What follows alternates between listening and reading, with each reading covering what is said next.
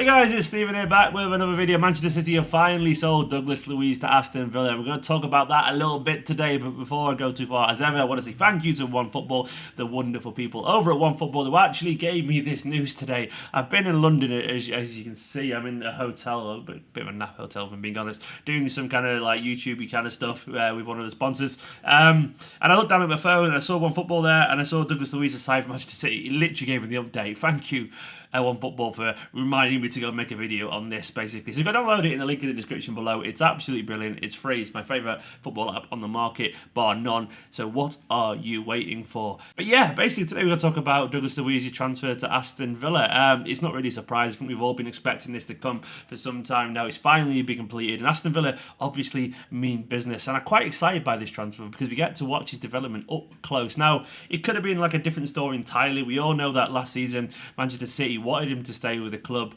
given the fact that we couldn't get Jorginho. Douglas Luiz impressed in training and in pre-season. Guardiola liked him.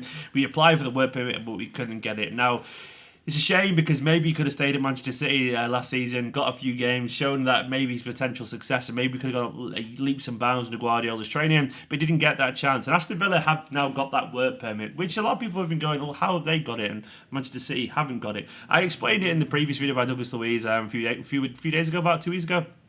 Basically, what I didn't realise until I did a bit of research is that the work permit thing is all based around a point system. So you get points based on certain criteria. So you have to get past 4 points out of a potential like 8 or something like that to get the work permit. And some of the like categories are like, will he be in the top 50% earners at the club? He wouldn't have been at Manchester City, for example, so he would not got a point there. Like, will he be in the top 50% of transfers coming to the UK? He will be at Aston Villa. Will he be like? It's basically all this kind of stuff. It's loads of criteria that Aston Villa fit that Manchester City simply wouldn't fit. Like, he's got to be one of the most valuable members of their squad in terms of wage and transfers, and he's going to be in the top 50% of transfers in the Premier League this year. So he fits all these criteria to basically be an Aston Villa player, which he wouldn't have got coming back on loan to Manchester City. So it makes a lot of sense why we get it. It's frustrating, definitely, but I can understand the logic behind that, and that's why he's going to Aston Villa. But it's not all a bad thing. Now, we don't really know if he's got a buyback clause yet. These things aren't usually kind of mentioned initially, because why would a club go, yeah, we signed a player, but we could sell him again soon?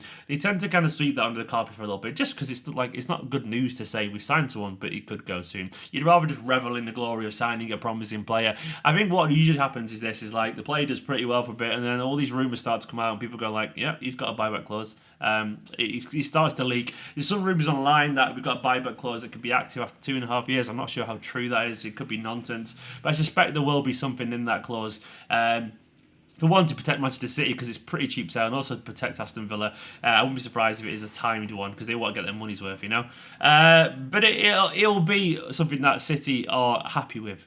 We sold him only for £15 million, which in these days of mega money transfers, especially for a Brazilian wonderkid, isn't a lot of money. But it's one of those things where selling cheap, put a decent, affordable buyback clause, everyone's a winner, basically. Aston Villa get a cheap player, and City get an affordable player back if he becomes something what we know he could be. Now, as a player himself, he's obviously got better and better and better. He did well for Girona last year, but he was during the Brazil Under 20 tournament this summer. I think the Toulon tournament where he was absolutely excellent. He was outstanding and arguably Brazil's best player, according to all reports. We all know he's a very intelligent player, but he's got better and better, and he's become a little bit of a leader as well, which is good. He was leading things for Brazil. He's dictating play. He also has a good level of physicality that we know, so he's good with the ball. He can dribble, he can pass, he can tackle. Very much a box-to-box midfielder, and he seems to be growing into his skin. And what I like about this is that we get to watch his development finally up close. You know, it's all good going on loan Girona, but it's a very different kind of style of football. And here we get to watch him play against Liverpool and United, and you know, we'll see him go against the likes of Wijnaldum and Henderson, and then Arsenal's midfield, and then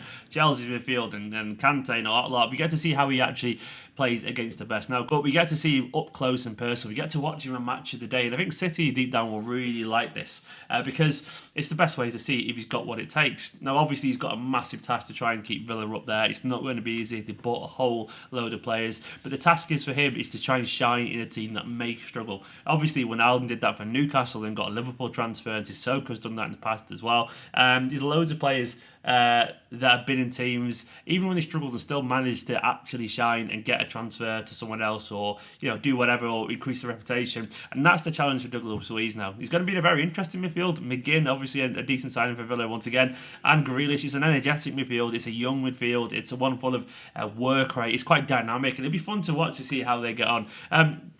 I'm happy for him. I'm happy for Manchester City. I think this is good business all around. He didn't really have a chance to get into the squad. Now he signed Rodri, and Fernandinho's still about, and that midfield is just so packed. But maybe now he gets the chance to show that he could be the long-term successor to Fernandinho, because obviously we're going to need a backup to Rodri at some point, and maybe Douglas Luiz could be that man. Fernandinho might not be here in 2 years' time. I suspect he'll have at least another season. Fernandinho will have this year. He'll probably stay one after that.